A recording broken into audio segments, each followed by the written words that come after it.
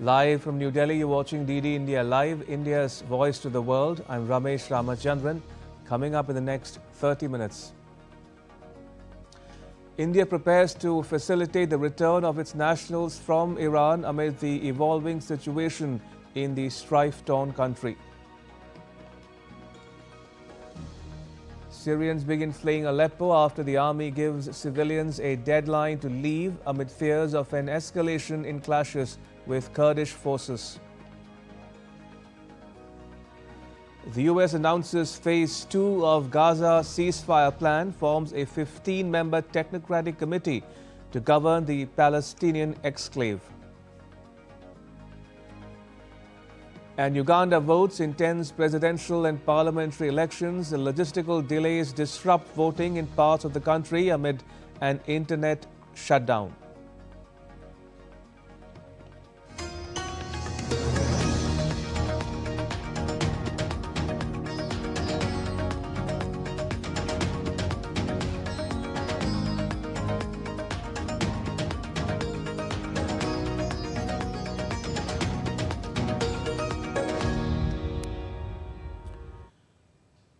The US has announced the start of the next phase of the Gaza peace plan as a new committee was formed to run the Palestinian exclave.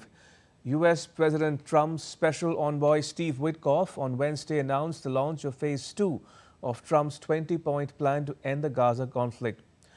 Witkoff said on X that the second phase establishes a transitional technocratic Palestinian administration in Gaza called the National Committee for the Administration of Gaza. This marks the beginning of the full demilitarization and reconstruction of Gaza. He said that the US expects Hamas to fully comply with its obligations, including the immediate return of the final deceased hostage. He warned that failure to do so will bring serious consequences. Witkoff highlighted the achievements of the earlier stage, saying that Phase 1 had delivered historic humanitarian aid, ensuring the continuation of the ceasefire. Witkoff expressed gratitude to regional mediators for their role in advancing the process. Earlier in October 2025, Israel and Hamas accepted the initial stage of Trump's 20-point framework, which included a ceasefire in their two-year conflict and a deal on the release of Israeli hostages. US President Trump has said that Tehran has no plan to execute protesters but still hasn't ruled out US military action against the Islamic Republic. The US and the UK are both reducing the number of personnel at an airbase in Qatar. Iran has reopened its airspace after a near 5-hour closure that forced airlines to either cancel, reroute or delay some flights. The UN Security Council is scheduled to meet on Thursday for a briefing on the situation in Iran. The United States is withdrawing some personnel from bases in West Asia. Tehran warned neighbors it would hit American bases if Washington strikes. Two European officials said US military intervention could come in the next 24 hours. An Israeli official also said it appeared Trump had decided to intervene, though the scope and timing remained unclear. The UN Security Council will meet Thursday afternoon to discuss the situation in Iran. The meeting was requested by the United States amid growing international concern over unrest and escalating tensions involving Iran. At the White House, however, Trump suggested he was adopting a wait-and-see posture towards the crisis. Trump said he has been told that killings in the Iranian government's crackdown on the protests were subsiding and that he believes there is currently no plan for large-scale executions. We've been told that the killing in Iran is stopping, and it's stopped, and it's stopping. And there's no plan for executions or executions. So I've been told that on good authority. We'll find out about it. I'm sure if it happens, we'll all be very upset, including you will be very upset, but that's just gotten to me, some information that the killing has stopped, that the executions have stopped. They're not going to have an execution, which a lot of people were talking about for the last couple of days. Today was going to be the day of execution. Tehran had asked US allies in the region to prevent Washington from attacking Iran. Direct contacts between Iranian Foreign Minister Abbas Araghchi and US Special Envoy Steve Witkoff have been suspended. Araghchi said on Wednesday there is no plan by Iran to hang people when asked about the anti-government protests. For one reason, they wanted to increase the number of deaths. Why? Because President Trump has said that if there are killings, he would intervene. And they wanted to drag him into this conflict. And that was exactly an Israeli plot. And there is no any hanging today or tomorrow or whatever. I can tell you, I'm confident about that. There is no plan for hanging at all. Iran reopened its airspace after a near 5-hour closure amid concerns about possible military action between the US and Iran that forced airlines to cancel, reroute, or delay some flights. Iran closed its airspace to all flights except international ones and from Iran with official permission on Wednesday. The notice was removed shortly. Anamika Pandey's report for DD India. In view of the evolving situation in Iran, India's Ministry of External Affairs is making preparations to facilitate the return of Indian nationals who wish to travel back to India, according to sources. Now, this comes after India's External Affairs Minister S. Jaishankar on Wednesday received a telephone call from his Iranian counterpart, Abbas Araghchi. In the phone call, the two leaders discussed the evolving situation in and around Iran. Earlier, the ministry issued an advisory urging Indian citizens to avoid travel to Iran until further notice and asked those already in Iran to leave immediately using available commercial flights. The U.S. State Department on Wednesday announced to suspend processing for immigrant visas for applicants from 75 countries. Now, these 75 countries are those whose migrants take welfare from the American people at unacceptable rates. The freeze will remain active until the U.S. can ensure that new immigrants will not extract wealth from American people. Countries affected by the move include Pakistan, Bangladesh, Afghanistan, Iran, Russia, Somalia, Brazil, Nigeria, and Thailand, among others. The State Department has revoked more than 100,000 visas since President Trump took office. NATO will not allow Russia or China to use the Arctic region for military purposes, Germany's Defense Minister Boris Pistorius said on Thursday, after Germany said that it would join its European partners in sending soldiers on a reconnaissance mission to Greenland. Germany, France, Sweden and Norway on Wednesday announced the deployments shortly after a Washington, D.C. meeting among the U.S., Danish and Greenlandic officials failed to resolve disagreements over the island's future. Meanwhile, Russia has expressed its concern over arrival of NATO forces in Greenland. The Kremlin said on Thursday that the U.S. has still not responded to Russia's recent proposal on nuclear arms control, leaving the future of strategic stability talks uncertain. In a briefing, the Kremlin spokesperson Dmitry Peskov endorsed U.S. President Trump's view that Ukraine's President Zelensky is the main obstacle to achieving peace in Ukraine. Peskov accused President Zelensky of deliberately blocking negotiations and prolonging the conflict. The situation for the Kyiv regime is getting worse day by day, as we have said, and the room for making a decision is narrowing for them. We said in last year that the time had long come for Zelensky to take responsibility and make the appropriate decision. So far, this has not been done in Kyiv. India on Thursday condoled the deaths of passengers in a train accident in Thailand. New Delhi has said that it was deeply saddened by the tragic loss of lives and injuries in the accident on Wednesday in Nakhon Ratchasima province. It extended sympathies to the affected families and wished a speedy recovery to those injured. The tragedy occurred when a construction crane collapsed onto a passing passenger train, causing at least 2 carriages to derail and briefly catch fire. At least 32 people were killed and 66 injured as the cleanup and recovery operations are underway. Another similar accident has been reported near Thailand's capital on Thursday, where a crane collapsed onto a road, crushing two vehicles and killing two people. Minister of State for External Affairs Kirti Vardhan Singh met Ahmed Abul Gay, the Secretary General of the League of Arab States.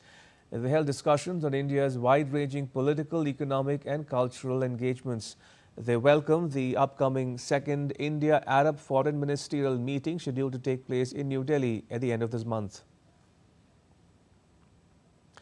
Britain's opposition leader Kemi Badenoch has sacked former Cabinet Minister Robert Jenrick from her senior policy team and suspended him from the party and the shadow cabinet, accusing him of plotting to defect. Badenoch says that she had clear and irrefutable evidence that Jenrick was secretly planning a move that would damage the Conservatives. This morning, I removed the Conservative whip from Robert Jenrick after dismissing him from the shadow cabinet. I was very sorry to be presented with clear, irrefutable evidence, not just that he was preparing to defect, but he was planning to do so in the most damaging way possible to the Conservative Party and his shadow cabinet colleagues. Voters in Vancouver waited in long queues on Thursday after polling materials arrived late at a local voting centre, delaying the start of Uganda's presidential and parliamentary elections. People gathered outside the polling station from early morning, and many holding their documentation as they waited for machines and ballot boxes to be delivered.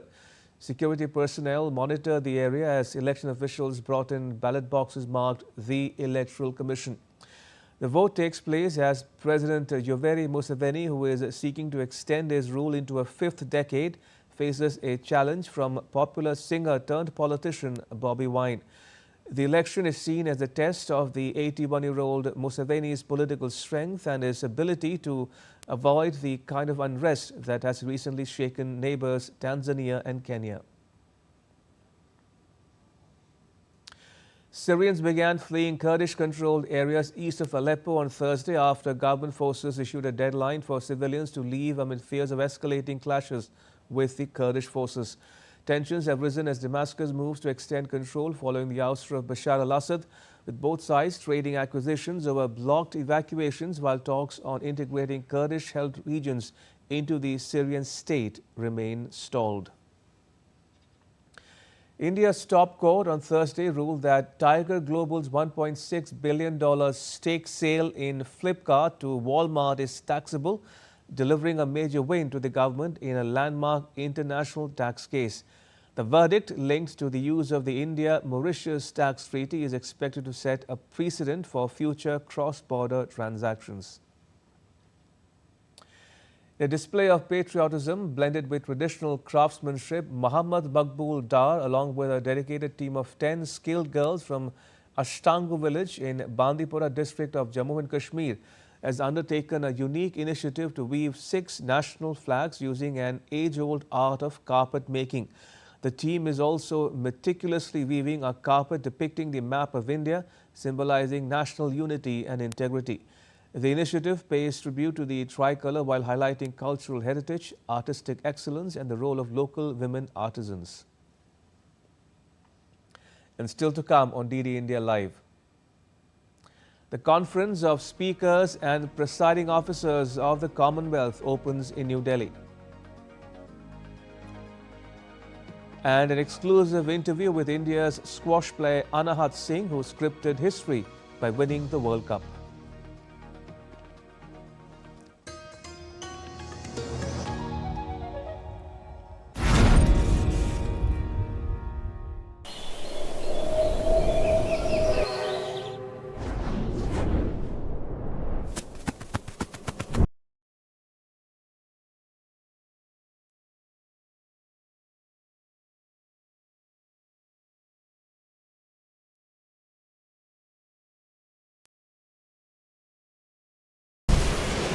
Tamil Nadu.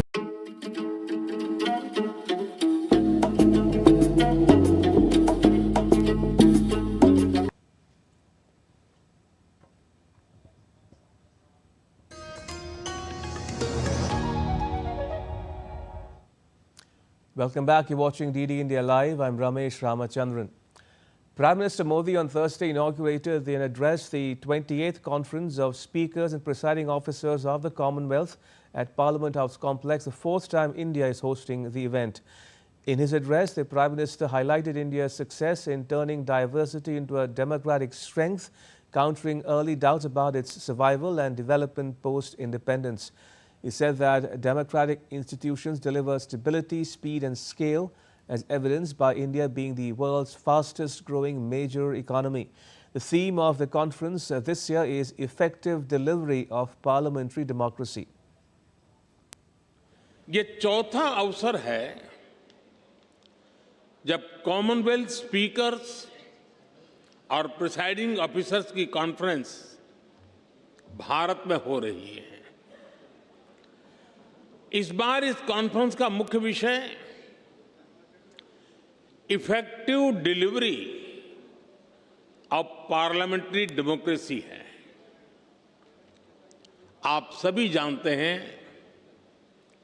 कि जब भारत आजाद हुआ तो उस दौर में ये आशंका व्यक्त की गई थी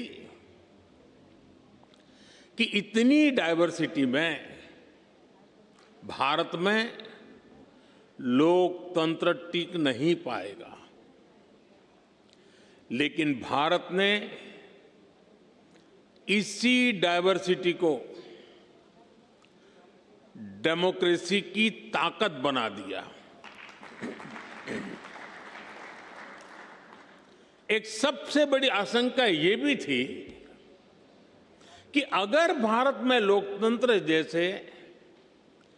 अगर जैसे तैसे टिक भी गया तो भारत किसी भी हालत में विकास नहीं कर पाएगा। लेकिन भारत ने साबित किया कि डेमोक्रेटिक इंस्टीट्यूशंस और democratic processes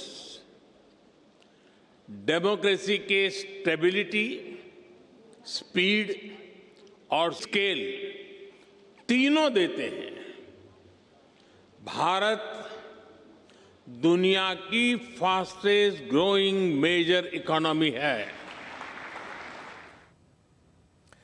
The Prime Minister met with delegates from several Commonwealth nations at the conference, which aims to foster global parliamentary dialogue and cooperation.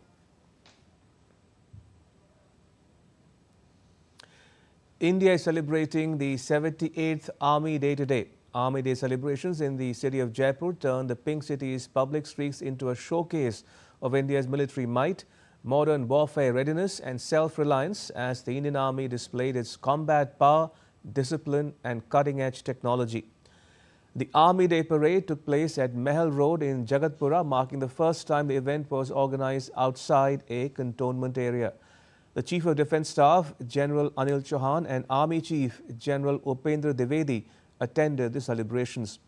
The parade showcased the Indian Army's firepower and modernization with displays of the BrahMos cruise missile, the Pinaka multi-battle rocket launcher, the upgraded BM-21 Grad Smerch rocket system, M777 ultra-light howitzer and the advanced towed artillery gun system.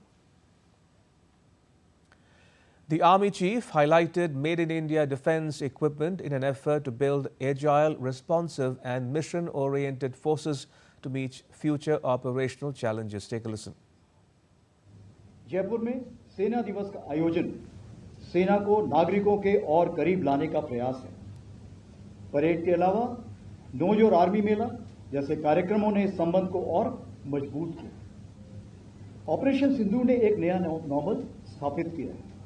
इस operation ने भारतीय सेना की तेज प्रतिक्रिया, बेहतर समन्वय और सटीक कार्यवाही की क्षमता का दर्शाया है। यह एक परिपक्व, आत्मविश्वासी और जिम्मेदार बल की तस्वीर प्रस्तुत करता है, जो राष्ट्रीय हितों की रक्षा के लिए पूरी तरह सक्षम है। In a swift night operation, the Indian Coast Guard intercepted a Pakistani fishing vessel that had entered Indian waters near the international maritime boundary line on Wednesday. According to officials, the ICG ship on patrol duly sighted the boat. identified as Al Madina, attempting to flee towards the Pakistan side after being challenged. The Coast Guard vessel pursued, intercepted and boarded the boat well within Indian waters. A total of 9 crew members were found on board. The vessel is currently being towed to Porbandar for a thorough search and joint interrogation by security agencies concerned. Indian squash player Anahat Singh has been touted as India's next superstar. She has won medals at the Asian Games. She is the first Indian woman to become a US Open champion in any age division and was also part of the Indian team that won gold in the World Cup. She spoke with DD India's Abhishek Mahajan. First of all, congratulations on winning the World Cup, India's first ever squash World Cup gold. Tell us, how big is this achievement for you and the team? And when actually did it sink in that the team had in fact created history? Thank you. I think, it was a great moment for all 4 of us, just getting to play on that stage and getting to play at home in India, surrounded by so many people, and at such a big event. We were all just really excited to, get the chance to even play and, compete at that level with so many of the top athletes. And I think just as the matches went along, all 4 of us were playing extremely well throughout that week, and we just tried to take it one step at a time and see how far we can go. And it ended up turning out to be some of the best squash all of us have played, and yeah. And also the Prime Minister congratulated you and the team on this victory. What did that recognition mean to you? I think it was so amazing just getting to see that. All 4 of us were together at that time, and we were just discussing it, and we were like, it was so grateful and so lucky to have this opportunity and get this kind of recognition from him. And just getting to see that that our achievement was noticed and that he was happy for us and proud of us. It was something that all of us were really happy to see, and it's something that really pushed us to continue to do more and win more medals for the country. Anand, also squash will make its Olympic debut at LA 2028. Joshna says India has been waiting for that Olympic squash medal and she sees you as a contender. Do you allow yourself to dream that far ahead? I think it's definitely in mind. That's there for every single athlete. I'm not going to deny the fact that it's in a few years, so there's still a couple of, there's still a little bit of time, but it's there in the big picture. India all-rounder Washington Sundar has been ruled out of the upcoming 5-match T20I series against New Zealand. The series, scheduled to start from January 21, is an important part of India's preparations for the T20 World Cup in February. Washington is still recovering from a side strain he sustained during the first ODI against New Zealand in Vadodara last week. The all-rounder will have to race against time in order to recover in time for the T20 World Cup. India will play their opening match of the tournament against the US in Mumbai on 7th February. No replacement has been named for the T20 series yet. The stage is set for a blockbuster Africa Cup of Nations final as 2021 winner Senegal is set to take on Morocco on Sunday. Youssef En-Nesyri netted the decisive spot kick as hosts Morocco secured a 4-2 shootout win over Nigeria following their 0-all draw in a tense Africa Cup of Nations semi-final. Meanwhile, Sadio Mane's dramatic goal in the final minutes sent Senegal into the Africa Cup of Nations final, edging past Egypt 1-0. Morocco, seeking their first continental title in 50 years, will face Senegal in Sunday's summit clash, while Nigeria take on Egypt in the third-place playoff. And that's all for this edition of DD India Live. You can get the latest news on the DD India mobile app on both Android and iOS platforms. Scan the QR code to download it. And we'll be back with more news as it breaks. I'm Ramesh Ramachandran. From all of us here in New Delhi, thanks for watching DD India Live.